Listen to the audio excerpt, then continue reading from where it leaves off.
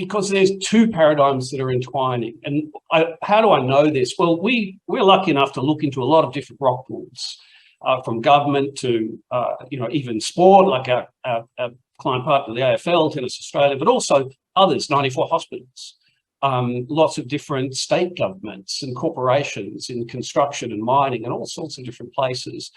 And we respond to a lot of tenders, and tenders are a great bellwether. They're a really interesting signpost of where the market is going or thinks it's going or where it wants to go. So the requirements that come to us in tenders are a really interesting signpost for us to sort of see into the future. And we've been seeing in that space a lot of calls for an LXP. Now that's interesting, isn't it? Because it's not an LXP that they're asking for. Remember, social collaborative learning, learner-driven, not administrative-driven. But in the requirements in all these tenders, we're seeing very much strong requirements that are traditional LMS requirements, and also these new requirements for a learner-centered one. Now, you can do a lot of the things that the LMS paradigm does in a more learner-centered way, and I think that's important.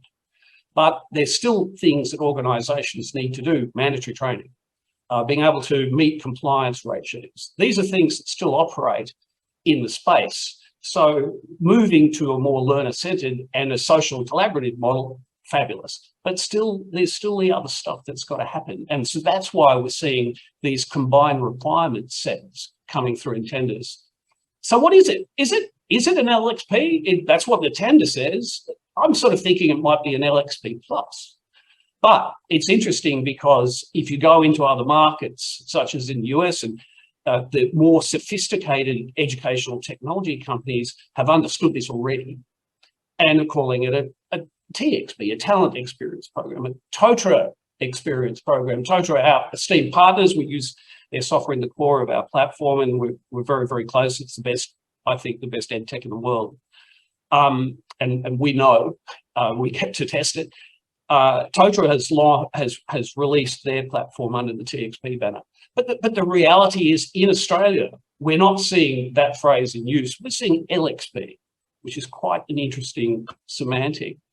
It's still learner-focused, this combined paradigm, but it's not only learner-driven. So is it one new paradigm, this TXP, LXP plus thing? I'll let you decide.